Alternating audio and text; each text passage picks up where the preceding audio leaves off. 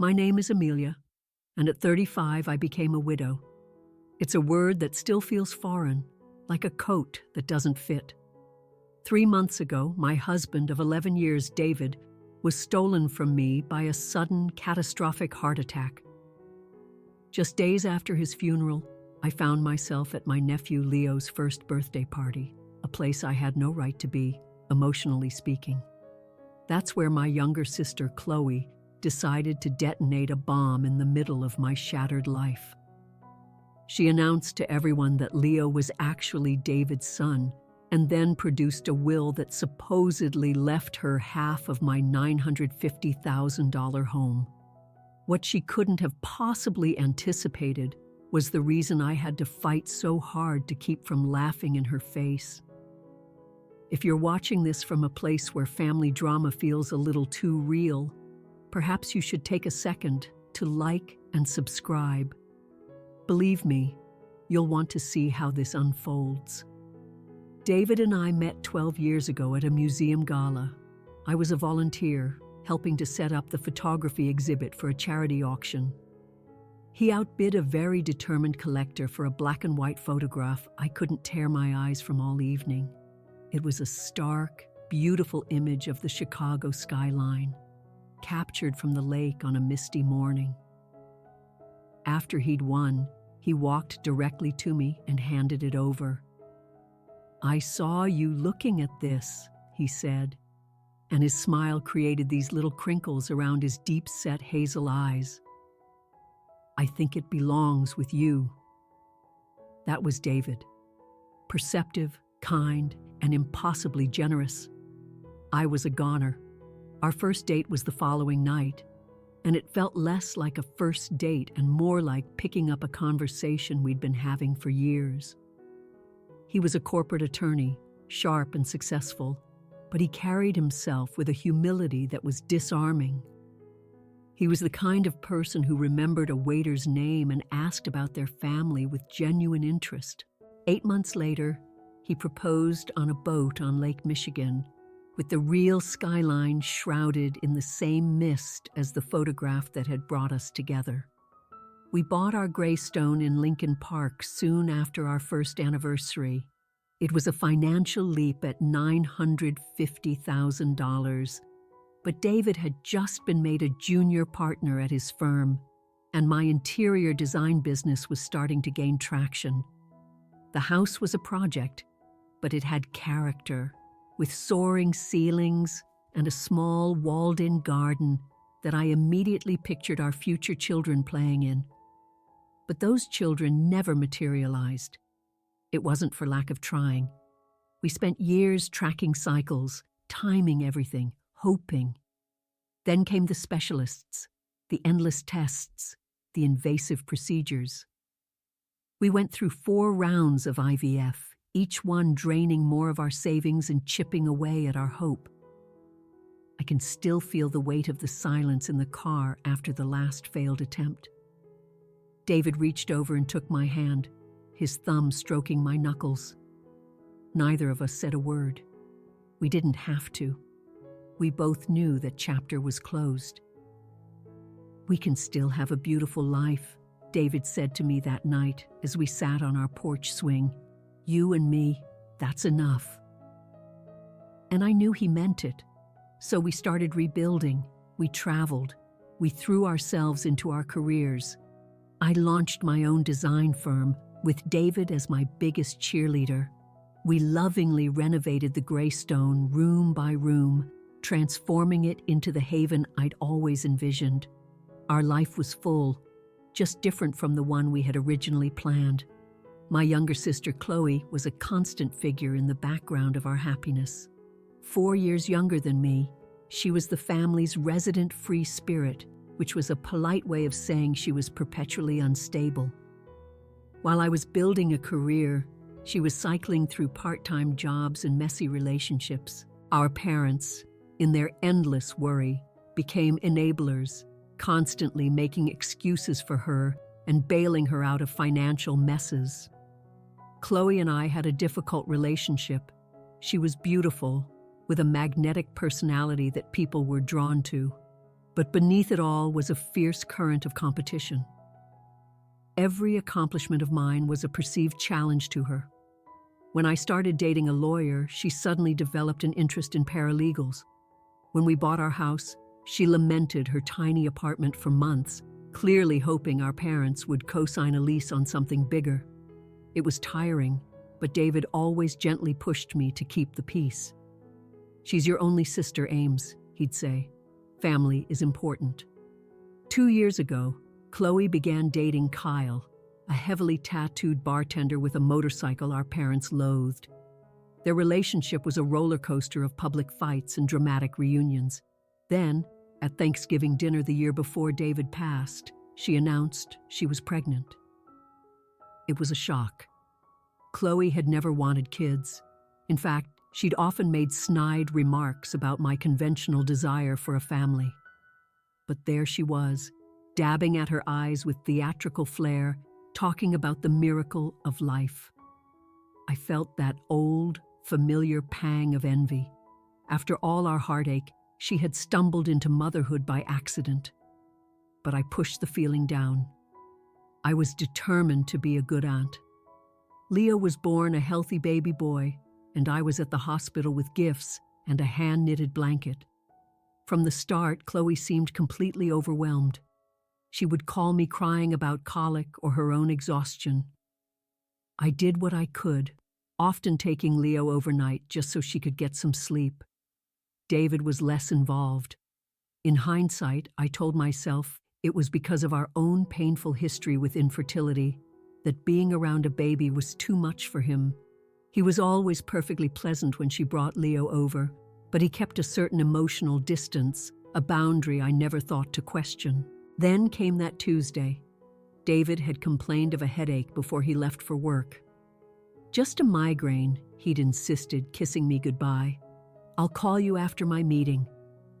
That was the last thing he ever said to me. The call I got wasn't from him. It was from the hospital. A massive heart attack. They said he was gone before he even hit the floor. He was 38. The days that followed were a thick, suffocating fog of funeral arrangements and suffocating grief. Chloe was conspicuously absent through most of it, sending texts about Leo being sick or not having a sitter. She made a brief appearance at the funeral, but left before the reception. I was too numb to register how strange it all was. A week after we buried David, Leo's first birthday arrived.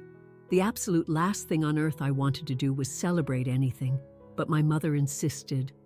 "David would want you to go," she said. "He always said family comes first." So I found myself driving to Chloe's cramped rental, a gift on the passenger seat, and dark circles under my eyes that no amount of makeup could hide. I had barely slept, the night spent staring at the vast, empty space beside me in our bed. I parked and took a few deep breaths, trying to assemble a mask of normalcy. I knocked and Chloe's friend Megan opened the door. Her eyes widened. "Oh, Amelia, you came," she said, her voice tight. She glanced nervously over her shoulder. "Come on in. Everyone's out back."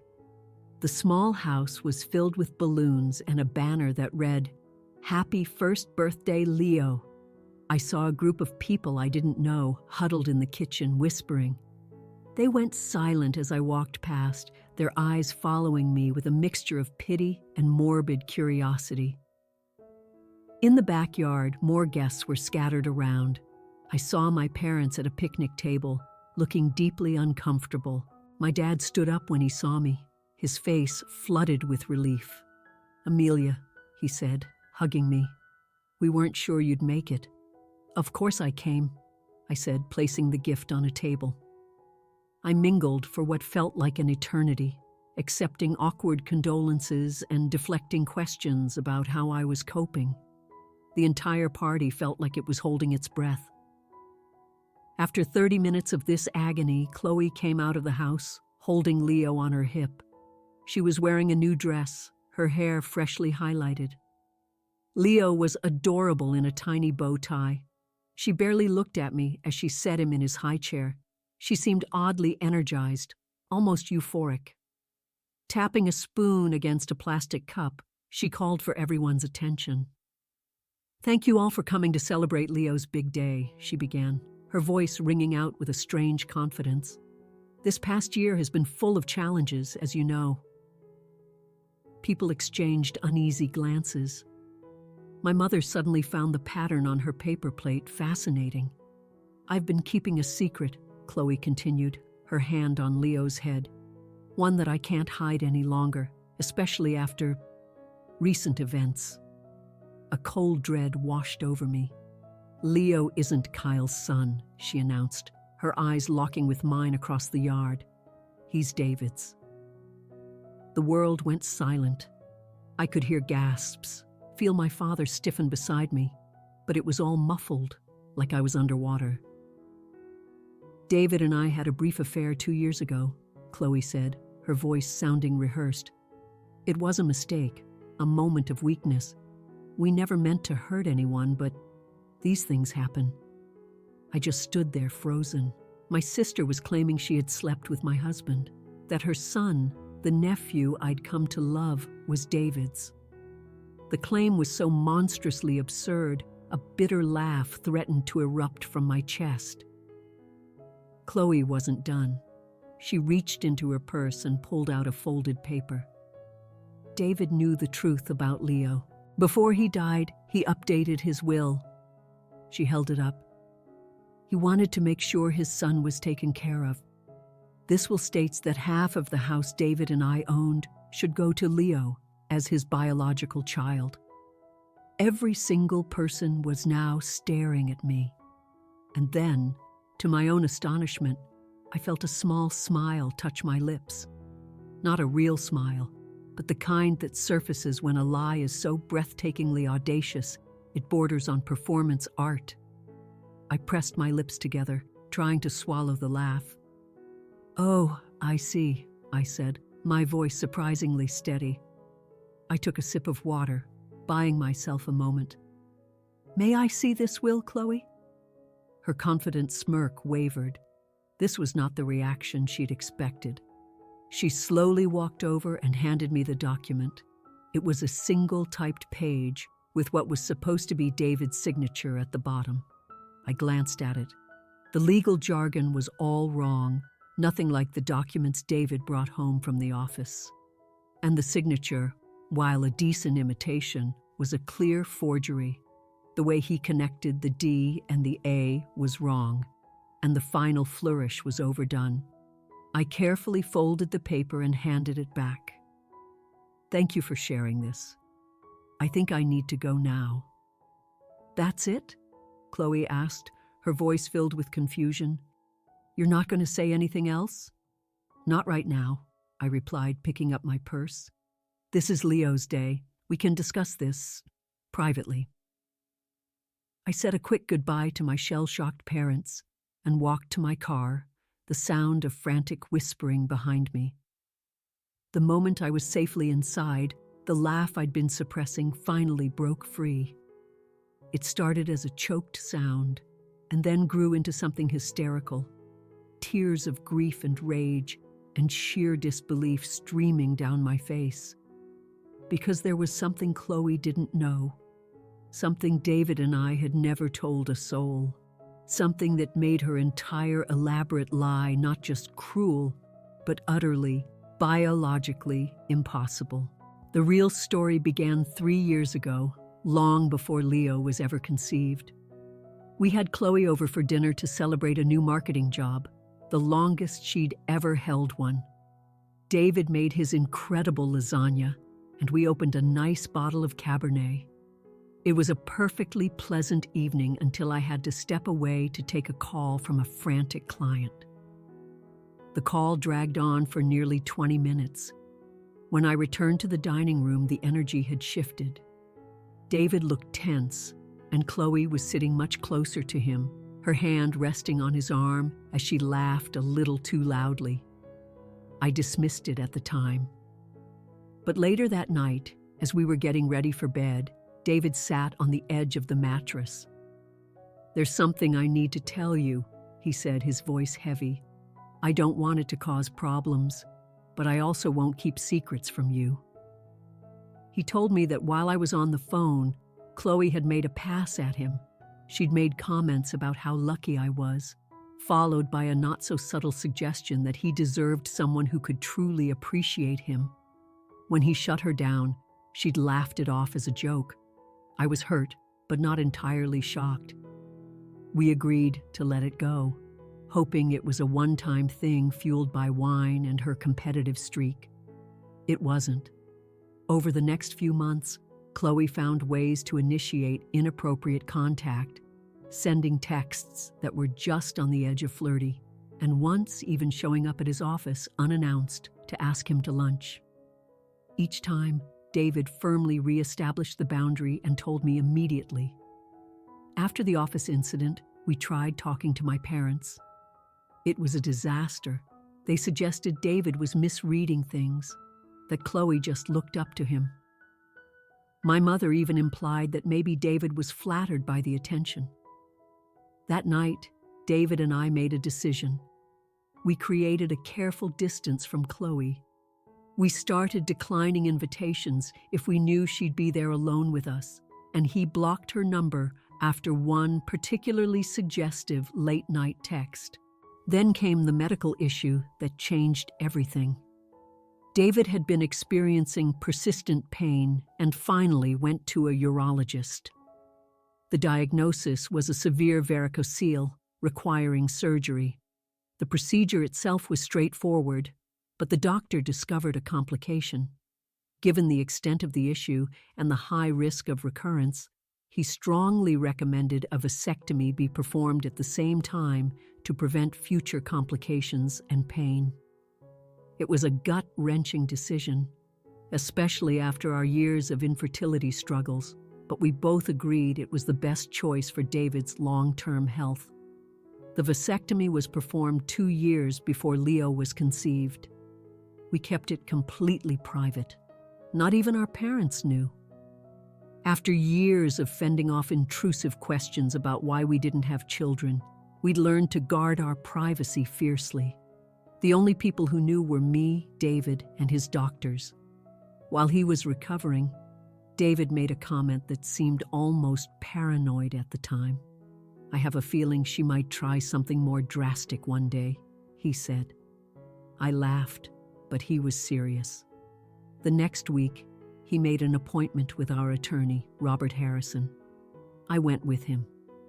David calmly detailed Chloe's behavior and then explained his recent medical procedure. Robert advised us to document everything: the unwanted advances, the medical records from the vasectomy, everything. "You never know," Robert had said. "Better to have it and not need it than to need it and not have it." We took his advice. We created a file. David also had Robert draw up a new ironclad will, leaving everything to me. We put the originals of everything in a safety deposit box at our bank, just in case, David had said, a sad smile on his face. Though I plan on being around to deal with Chloe's drama for another 50 years. The morning after Leo's party, I drove straight to the bank. The manager led me to the vault, offering quiet condolences. I sat in the sterile viewing room and opened the box. Inside was our disaster preparation kit, as David had grimly joked, and there it was, David's legitimate notarized will, the medical records detailing his vasectomy, making it a biological impossibility for him to be Leo's father. A small journal David had kept, documenting every inappropriate interaction with Chloe, complete with dates and times, printed copies of her texts, and a letter from Robert Harrison confirming he had witnessed the will and was prepared to testify to its validity. At the very bottom was a sealed envelope with my name in David's familiar, strong handwriting. My hands trembled as I opened it. "My dearest Amelia," it began, "if you are reading this, then something has happened to me. I hope it's many years from now, when we are old and gray and Chloe's antics are a distant memory. But if the worst has happened and she has tried to hurt you in my absence, please use these documents to protect yourself. I know how much you value family, but you deserve to be protected from those who would take advantage of that beautiful heart of yours. I love you beyond words, beyond time. Whatever happens, know that. David. The tears fell freely then, a wave of grief mixed with profound love for this practical, thoughtful man who had tried to protect me even from beyond the grave. I put everything back except for copies of the key documents and called Robert Harrison. Robert's law office was in a classic brownstone downtown, exuding an air of quiet competence. His receptionist greeted me with a sad, sympathetic smile. "Mrs. Preston, Mr. Harrison is waiting for you. Please accept my condolences." Robert, a kind man in his 60s with silver hair, had been a mentor to David. He came around his large desk and gave me a brief, comforting hug. "Amelia," he said, "I was devastated to hear about David. He was one of the truly good ones." "He was," I choked out. "And it seems he was also right about my sister." I laid out the whole sordid story, handing him the forged will. He examined it, his expression darkening. "This is a clumsy forgery," he said. "The legal language is incorrect, and this signature wouldn't hold up for a second under analysis. But the fact that she went to this length is deeply disturbing." I then showed him the contents of the safety deposit box. "David was nothing if not thorough," Robert murmured, reviewing the papers. "These medical records alone completely dismantle her claim. The vasectomy was performed 2 years before the child was conceived. It's impossible." "What do I do?" I asked. "I don't want to humiliate her, but she's trying to steal my home based on a disgusting lie." Robert leaned back. "First, we need more information. I recommend we hire a private investigator. There's almost always a financial motive for this kind of fraud." He suggested Rick Donovan, a former detective who now did freelance work for the firm. An hour later, Rick was sitting in the office, a stocky, no-nonsense man who listened intently as I recounted the story, taking notes and asking pointed questions about Chloe's life. I realized with a pang how little I actually knew about her current situation.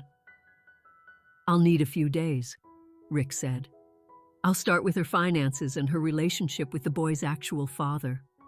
I told him what little I knew about Kyle, the bartender. "He wasn't at the party," I added, which I thought was strange. Rick nodded. "That's a good place to start." 3 days later, Rick called. I met him and Robert at the office. Documents were spread across the conference table. "Mrs. Preston," Rick began, "your sister is in a very desperate situation." His investigation revealed that Chloe was drowning in over $90,000 of debt from credit cards, personal loans, and medical bills for Leo, who had apparently needed surgery for a heart defect soon after birth. "She's also being evicted," Rick said, sliding a copy of the notice across the table. "She has until the end of the month to pay 4 months of back rent." As for Kyle, he had moved to Seattle with a new girlfriend shortly after Leo was born, paying a paltry, irregular amount of child support. "I also found these," Rick said, showing me printouts of texts between Chloe and her friend Megan. They were damning. "David's death is awful, but it might be my only chance," one text from Chloe read. "The house is worth almost $1 million. If I can pull this off, Leo and I will be set. My friend Dave is good with Photoshop. He found a sample of David's signature online. Looks legit. Amelia has always been the golden child. It's my turn." I felt sick. This wasn't just desperation. It was cold, premeditated fraud. "There's more," Rick said gently. "Kyle Martin has a history of domestic violence charges and a warrant out for unpaid child support for another child in New Hampshire." I sat in stunned silence. My sister was not just a liar. Her choices had put my nephew in a terrible situation. "What do I do with all this?" I asked, my voice trembling. Robert laid out my options. We could press charges for fraud and forgery, which would lead to a criminal investigation, or we could handle it privately. I spent a long, sleepless night weighing my options. The next day, I had a session with my therapist, Dr. Evans. "I'm so angry I can barely think," I confessed. "But Leo is an innocent baby, and Chloe, despite everything, is my sister." Dr. Evans listened patiently. "It sounds like this pattern of competition has been there your whole life," she observed. "What would you do?" I asked. "I can't tell you what to do," she said, "but compassion for others doesn't require you to be a victim. You can set firm boundaries and still be kind." I decided on a path. I would confront Chloe, show her my hand, and offer her a choice: face the legal consequences or accept a solution that provided for Leo but demanded accountability from her. The next day I called her. "We need to talk about the will," I said. "Come to my house tomorrow afternoon, alone." "I knew you'd come around," she said, her voice dripping with smug satisfaction. I spent the morning preparing, arranging the documents on the coffee table next to a small digital recorder. Robert had told me I needed her consent to record, so I planned to ask for it up front. At 2:00, my doorbell rang. I took a deep, steadying breath and opened it. Chloe stood there, looking confident. "Come in," I said, leading her to the living room. "I hope you don't mind if we record our conversation. Given the legal nature of this, I think it's for the best." She hesitated, then shrugged. "Sure, the will is clear, so this should be simple." I pressed record, stated the date, and confirmed her consent. "Before we get to the will," I began, "I'd like you to tell me exactly what you claim happened between you and David." She launched into her story, a well-rehearsed fiction about meeting at a downtown hotel on Tuesdays and Thursdays, about David confessing his unhappiness with me. I let her talk, noting every inconsistency. When she was finished, I started my questions. "Which hotel?" "The Peninsula," she answered quickly. "What was the room number?" She faltered. "I don't remember."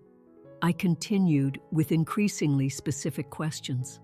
"What did he order from room service? What side of the bed did he sleep on? Did he shower in the morning or at night?" Details an intimate partner would know without thinking.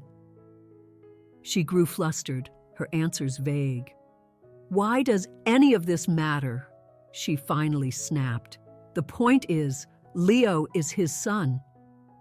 "Actually," I said calmly, opening the folder, "both of those claims are false." I placed the medical records on the table. 2 years before Leo was conceived, David had a vasectomy. It was physically impossible for him to be Leo's father. The color drained from her face. She picked up the papers, her hands shaking. "These could be fake," she whispered. "They're not, and his doctor will testify to that in court, but that's just for starters." I then produced David's real will. This is David's actual will, prepared by Robert Harrison. It leaves everything to me. Her confidence completely shattered. "The will you have," I continued, my voice level, "is a forgery, a felony actually, punishable by up to 5 years in prison." I laid out the rest of the evidence: David's journal, her texts with Megan, Rick's report on her finances, and Kyle's abandonment. "We know everything, Chloe." For a long moment, she just sat there. Then she broke. Not the fake theatrical tears she used on our parents, but deep, gut-wrenching sobs. "I didn't know what else to do," she gasped. "I'm being evicted. Leo and I are going to be on the street. Kyle left us with nothing." So you decided to destroy David's memory? I asked, my voice hard. To tell the world he cheated on me? To commit fraud? You have everything, she screamed, her grief turning to rage.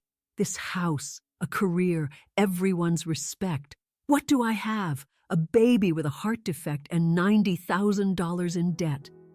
You try making good choices then. Her words, stripped of all artifice, hit me, not with forgiveness, but with a flicker of understanding. Leo is Kyle's son, isn't he? I asked gently. She nodded, wiping her eyes. Yes, David never touched me. He always shut me down.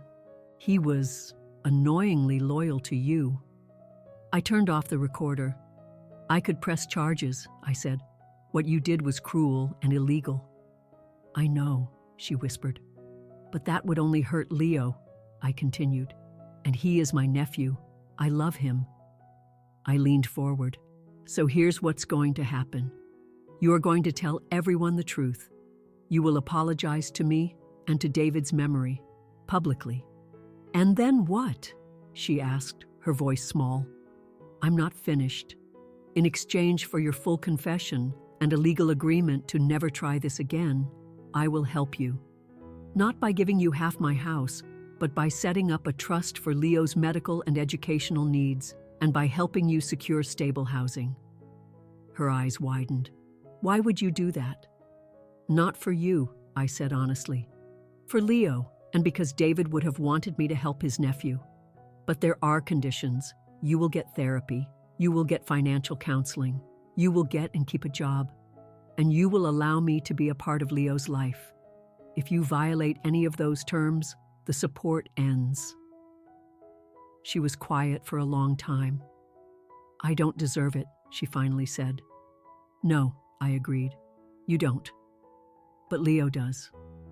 The family dinner that Saturday was excruciatingly tense.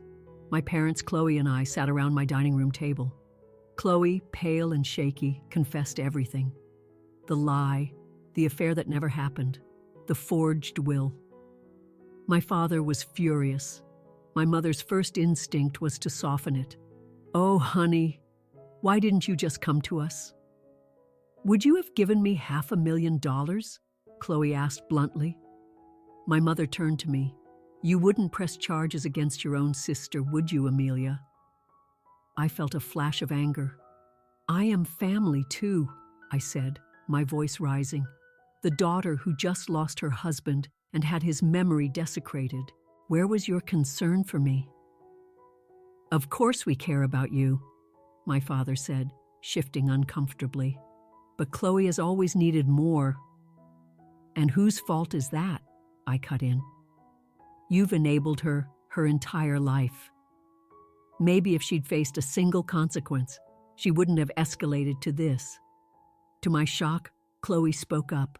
No, Mom, Amelia's right. You always fixed my mistakes. It didn't help me. It made me think I could get away with anything. I laid out the terms of our agreement. My parents looked relieved, but I wasn't done. This is not behind us, I said firmly. Trust has been shattered. There have to be new boundaries, no more bailouts, no more excuses, and my relationship with Chloe will be different now. Being family does not mean you tolerate abuse, and what she did was abusive. A year has passed. The garden David planted is in full bloom. So much has changed. The trust for Leo is in place, and his health is stable. Chloe, surprisingly, has thrived. She's in therapy, has a steady job as an office manager, and is finally standing on her own feet. Our relationship is polite, structured around my visits with Leo. We are not friends, but we are civil. My parents are learning to respect the new boundaries. As for me, my grief support group became my anchor. I started the David Preston Foundation for Architectural Preservation, funding projects to save historic buildings like the one we loved. It gives me purpose. And then there was Daniel. I met him at a foundation fundraiser. He's a professor, kind and quiet, with a sense of humor that sometimes reminds me of David. We're taking it slow. He understands that David will always be a part of me, that loving again isn't about replacement, but expansion. Standing in my garden, I thought about all the lessons I'd learned, that family requires boundaries to be healthy, that forgiveness doesn't mean forgetting, and that sometimes the most painful betrayals show you a strength you never knew you possessed. I had honored David's memory by protecting our life and our truth, and in doing so, I had begun to build a new life for myself. Navigating family betrayal while grieving is a path no one should walk alone. If you faced similar painful choices, please share your experience in the comments. And don't forget to like and subscribe if this story resonated with you. Your support helps me bring these difficult but important stories to light. Thank you for listening, and remember, healing is a journey, not a destination, but it is always possible. End of story.